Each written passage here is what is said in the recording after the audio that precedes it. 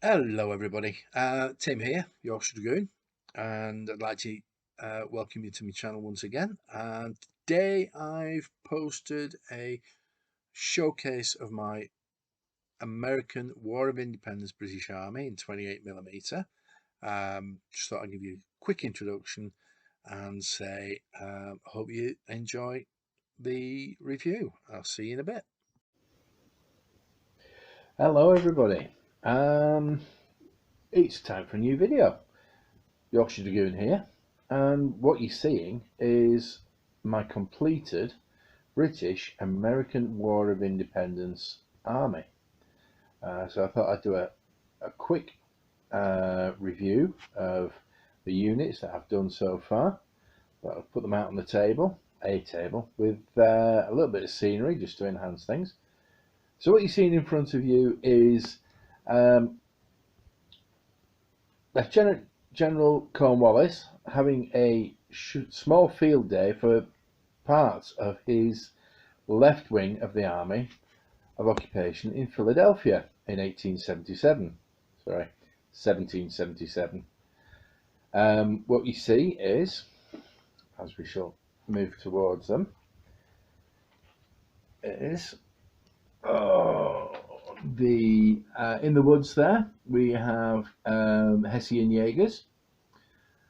There were a number of Hessian regiments at the Battle of Brandywine and in the battles in the Philadelphia campaign.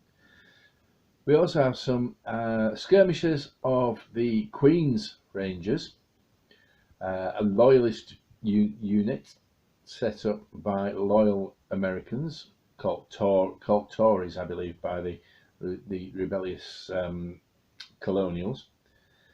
Approaching at double time, we have a company of the light company of the 15th of Foot, commanded by an officer and a musician.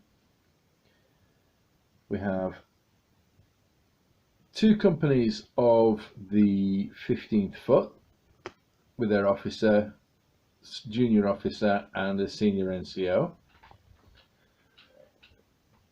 Looking across there, we have our two units of artillery, Royal Artillery, with 6-pounder guns. We have an officer and two cannon. Traversing across, we see Lord Cornwallis himself there with his guests, Mr. Johnson and his daughter, Miss Johnson, who are the owners of the land on which the camp is being held. Mr. Johnson is a prominent loyalist in the area and decided he wished to help the army in making their life a little bit more comfortable by providing fields for camp. In front of the tents there, we see a group of senior officers. In review, we have 33rd Foot with the colours flying, the King's colour and the regimental colour, preceded by their officer and drummer. We have three companies of the 33rd Foot, each with senior NCOs. In the distance there, we have a grenadier company of the 33rd Foot. They were the stormtroops of the time. They were the biggest, strongest, hardest fighters. They will be sent into difficult situations that required strong tactics. Pulling out and swinging round past the playing field.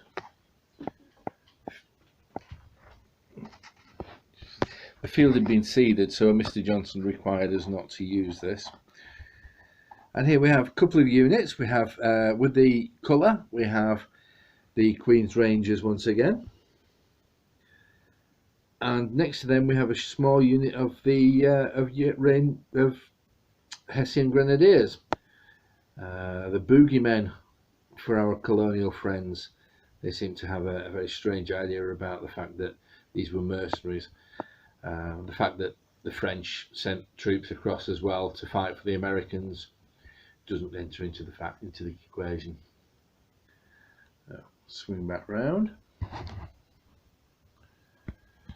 Now, no review of troops would be complete without a unit of cavalry. And here we see the 16 Light Dragoons moving into position to join the review in the other field, commanded by an officer. Oh, and that's young Billy, I believe. That's Old Man Johnson's nephew or grandson. It's his grandson, that's the one. Yeah, it's his grandson is Billy. He's decided he wants to join the troops. I don't think his father will be too impressed. And talking of his father, here he is bringing some much needed refreshment for the party. Whether he'll get past the guards is another matter. And here we have the farm with Mr. Johnson's slaves. Now, it's a truth that people of that period, of that wealth, owned slaves. Whether we like it or not, it's a truth. So he has a couple of house slaves, and he also has a slave working in the vegetable garden there. No doubt storing them in the barn across the way. We'll just have a scan across.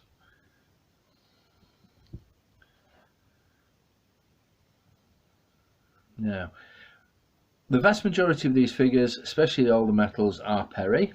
There are a number of plastic figures that are Warlord. I can't remember which exact ones are which, but I'm sure.